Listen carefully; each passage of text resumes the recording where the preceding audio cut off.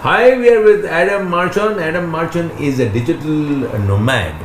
Now, what digital nomad means that you have freedom of choice. It is not location dependent. You can work from wherever you are, like he does.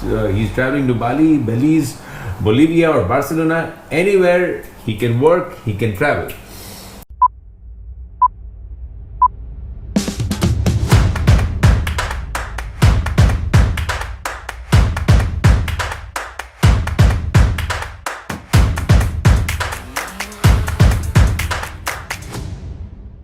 You don't have a house of your own, you don't pay EMIs, you don't have installments, you don't have a car, you don't have a gym membership. Yeah. Like you're not stuck up with anything that will bind you to a certain place. This also means you're commitment phobic. Yeah. What's your opinion? Yeah, that's how you said right now. Yeah. It's a nice feeling actually that you are not committed to so many No, things. you fear commitment. Commitment phobic means you fear commitment. You fear any kind of commitment. Oh no, I'm not.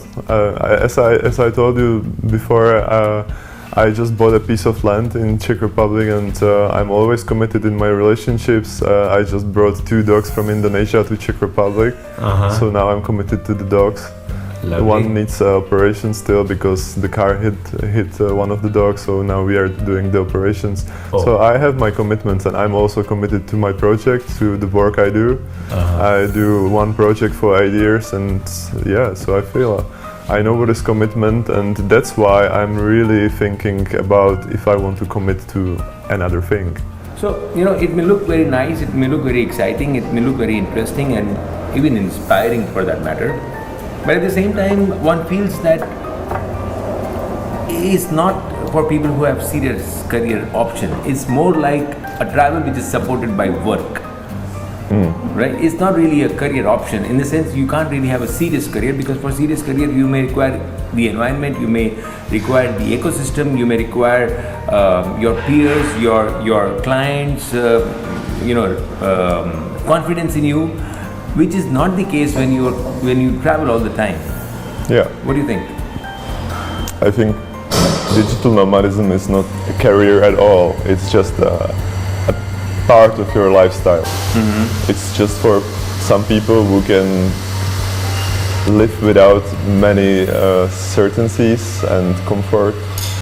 The magic of digital nomadism in countries where the economy is lower than your country, it's like super win. When I go to Asia, I save, I don't know, 3,000-4,000 euro per year if I'm staying in Bali, and I have pretty nice life there. I'm not missing anything. Correct. I'm driving motorbike, I'm working from co-working space, I'm surfing, I also do skateboarding, and there are some skate parks. So I feel I'm living there full life, right? And then I'm coming home and I have like 3,000-4,000 euro more than I had when I left my country, so it's okay, it's a good deal. For some people, digital nomadism may be escapism, escaping from routine. Yeah. But at the same time, you must have a set goal. Even if you're a digital nomad, you must have a set goal, and you must run through those goals. So that means you must prioritize your time, your money, and everything. That also means that you will have to have a set routine even while you are away from your home. I think these escapers of the routine are really the fresh digital nomads who are just trying it. Correct. And they will really fast figure it out that the routine will get them somewhere on the way, because you just need some routine or something. You need to wake up, or you need to be responsible at the first time. You have some clients, some project, and if you don't work, the energy needs to flow, right? Correct. So you need to work with your body, and you need to move your body, you need to work, you need to make some energy for someone else, help someone else. So, but you said the real takeaway of being a digital nomad is meeting people. For some it may be surfing, for some it may be witnessing a culture that you can do as a tourist also. You can spend a month in a place and you can do it. Yeah. Why nomadism then? Well, for me, I can speak just from my side, right? Correct. For me, it was escaping the Czech winters. If you are now here on the end of summer, so it's still beautiful. Correct. But winters are kind of harsh. Yeah, it's not like rough winters, but kind of gray winters. Like the days are the same, and most of the time, last 10 years, there's not a lot of snow, so it's kind of gray and nothing really special. You know, so I was just escaping the winter to go somewhere where is sun and maybe a seaside. And so that was my first why I go, and then I am explorer. I love to explore and I love to see other cultures. I feel like it's opening my mind. I feel like my brain is like opening. For example, in Bali, I was once driving motorbike, and they were just like drying rice in the middle of the road. You know, like on the half of the road was like they were drying in rice in the village. But it was pretty. It was pretty. It doesn't matter. Somewhere in Canggu, they were just drying the rice, and it was pretty like busy traffic there, you know. But everyone was okay. Like the farmer is drying his rice on the road, and we need to like wait when the second side goes. So, and it was like totally growing my mind, because it's impossible in Czech Republic to do something like that. Like if you imagine you take, I don't know, corn or potatoes and you put it somewhere on the floor, on the road, people would get crazy. Now, Adam, tell me one thing. When you're traveling, people would tend to actually ignore work and go out and explore. That would happen, right? Sometimes. That, if you go to the office, you will have to work. I mean, there is no way. That ecosystem, that environment is for working. But when you are in Bali on beach and you still have to work today and perform, but you may tend to explore and stop working. How do you deal with that? I think you get used to it. It's just the beach starts to be a common place for you if you stay there for 6 months. It's okay, like you don't go every day for the sunset, because you just saw it and it's still beautiful, but you can also stay in a co-working space, and you also find a co-working space you can work from. Correct. So it's like your office. It's a typical syndrome for fresh digital nomads to little bit like you know, run out from your work and enjoy beach for a while, and then you kind of you know, get sober from it. Like, okay, I have to work. Actually, my clients are writing me emails. I have to find some balance between exploring and working. How do you handle these inefficiencies? When I say inefficient, means infrastructural challenges. Like there could be places where poor network or connectivity or load shedding, or like India, for example, may have poor even roads and transport and communication.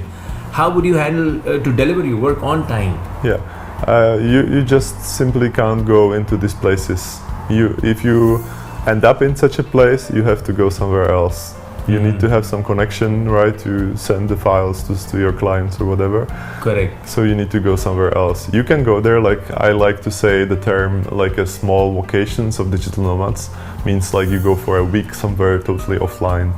Like for a vacation. Correct. Like vacation within you a can vacation. go. You are in Bali and then you go to Gili Islands, right, for Correct. 5 days, and you don't work at all. And then you come back to your co-working place and you work as everyone else. So what is the real takeaway from being a digital nomad? I mean, you're traveling, you're seeing the world, you're seeing different culture, you're not rooted. All this I understand, but there has to be more to it, right? There has to be some internal takeaway, something that makes you, defines you as a person or reinvents you as a person. For me, I was traveling now for 6 years, and I'm slowly like ending and slowing down. For me, I feel I saw the world. I saw some of the parts of the world, and I feel it's getting me more humble person. I know now that I'm living actually in one of the richest country in the world. Correct. And we have a social system and healthcare, and if something happened to me, they will just take care of me. And this is a big privilege, and I feel it, and that's really good insight actually from traveling. And I'm really happy about all the crazy experiences I had in India, in Central America, in Indonesia. So many stories that I feel that's something no one can take from me. I know you can get these experiences here, for sure. Correct. But somehow if you are in different culture, you feel like your brain is opening and your mind is like, you are getting more open-minded. Correct. You are not like it needs to be that way. We need to walk in the shoes. You know, that's how we do it. No shoes, stupid. But then you see countries, the people doesn't wear shoes, you know. Or as I told you about the Balinese people, they are trying rice on the road. Correct. I can't imagine that in Czech Republic, like someone is trying a corn or potatoes on the road. People would get crazy. But in Bali, it's normal. In villagers just put the rice on the road, and you feel like your brain is literally like growing. Like, wow, that's possible, and it's okay. People live like that, and someone else live differently. And so I think you are getting more respect and tolerance to others, more xenophobia, maybe less xenophobia. So what did you say to say that, you know, to value what you have, you must travel? I mean, after you travel, you really valued what you have. You have Czech Republic as your nation, you have a beautiful country, and you could value it only after you travel? Is it like that? No, for sure. More aware people than me can value it without traveling also, for sure. But how do you build That's a the biggest serious thing. career out of digital nomadism? I'm saying career out of digital nomadism means as a digital nomad, you really can't develop a serious career. For example, your work as a user interface programmer or as a web designer, there are dime a dozen people in Czechoslovakia who do that and who are available to the buyers, and they're just next door. They're easily accessible. They can just come in and walk in anytime. There can be interactions anytime, and you are far away, different time zone, right? Not very easily accessible for most of the time. So how do you get these work? I mean, how do you convince them that it is okay to work with you? And how do you build a serious career out of this? Yeah, I would remove some of your assumptions about not being easily accessible, because you are actually easily accessible nowadays, and most of the people, like freelancers, don't meet their clients on an everyday basis. Sometimes they don't even see each other for months. I like to have a rule that I'm meeting my clients for the first time we meet, and we talk about the things, and maybe we make some plans for the future. Sometimes we meet every few months, but then I can go for 4 or 5 months somewhere and work, and then I can come back and we can have a chat with the but doesn't it happen that because you showed up, you got the work? Because you were there, you got the work? Yeah. And that's my kind of style of nomadism, that you are actually coming back home. I have some stuff, my family, and I like actually my country in the summer and spring. So I was always coming back, and I was seeing my people and my community and people around. So I think you can make clients online and just online, but I really like to have that human touch. I have a client, and she has an English school in Prague. And once she told me, we had a cup of coffee, and she told me, "Hey Adam, we are opening a new school in Prague 5. I have a school and I need to fill it with kids. There are empty classes, you know, we have 3 months, we need to fill it."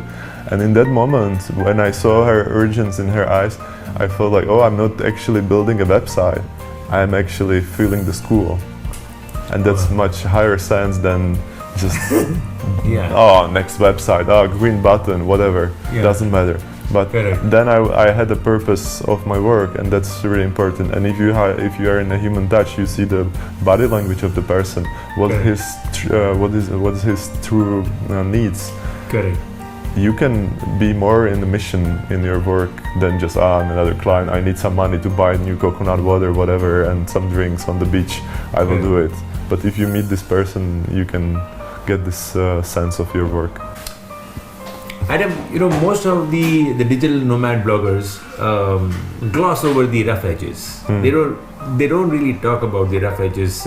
They show beautiful pictures. They show sunsets and the beaches and laptop and maybe a glass of wine and beautiful women, etc., etc. Yeah. But what are the real challenges in being a digital nomad?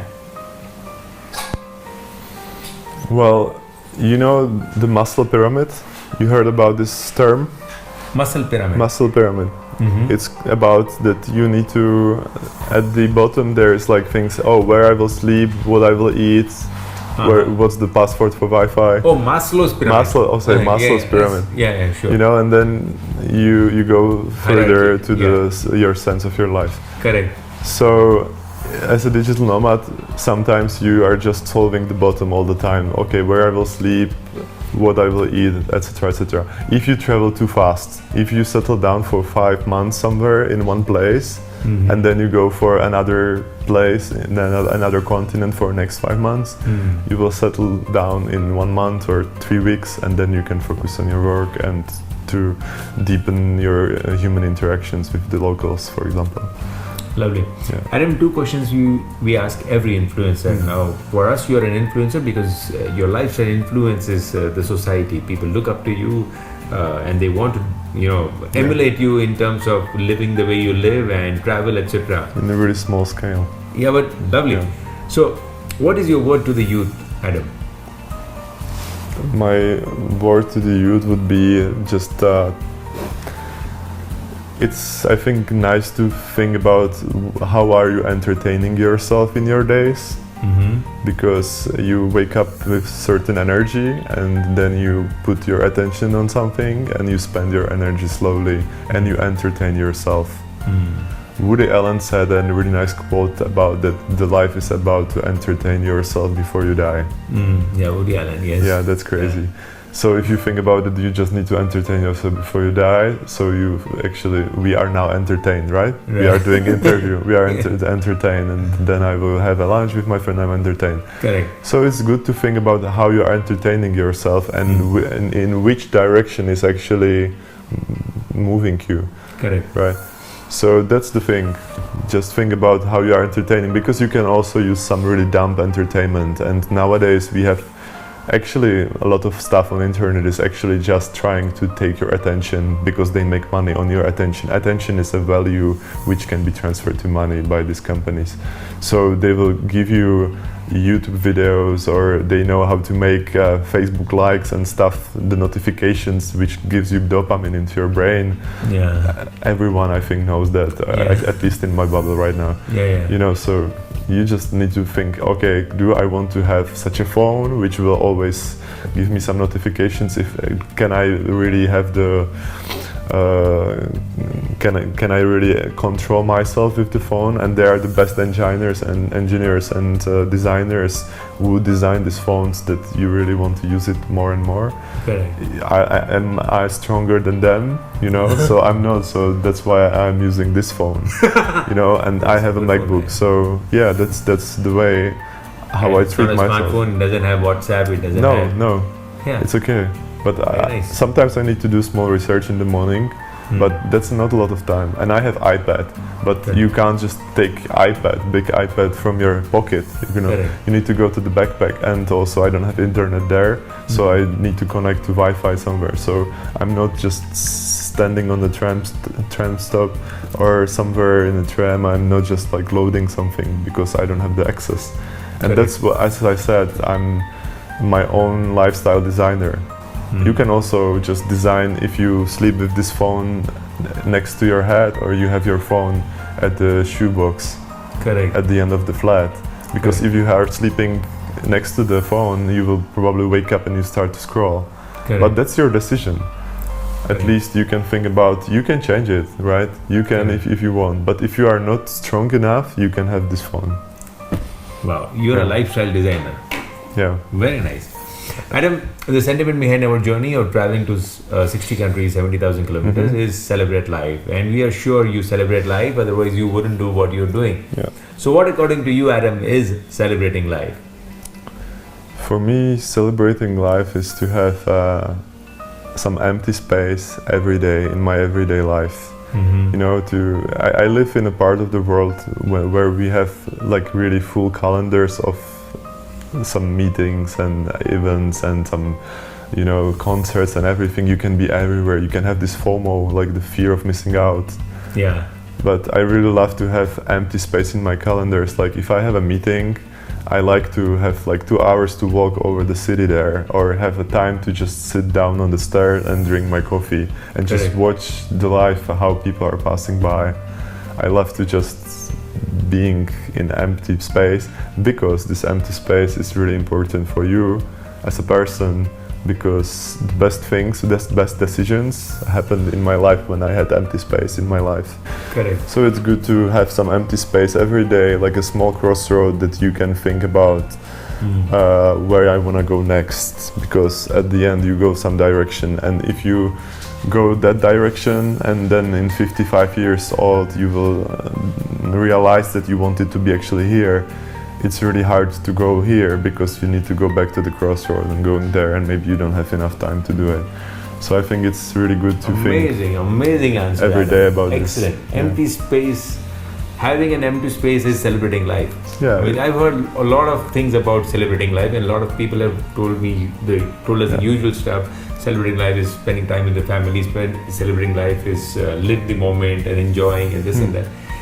But empty space is an unusual answer and the first of its kind. Yeah, you probably heard about people who had some accident and they end up in hospital, and they said, "Oh, it changed my life. Correct. I saw the life from different perspectives." Excellent. Lovely. Thanks for your time, Adam. It was such a nice pleasure. Nice to meet you. Thank you so much. Enjoy the journey around the world. Sure. You'll have to Take take care care now. Yeah. Yeah? Thank you. Thank you. Yep.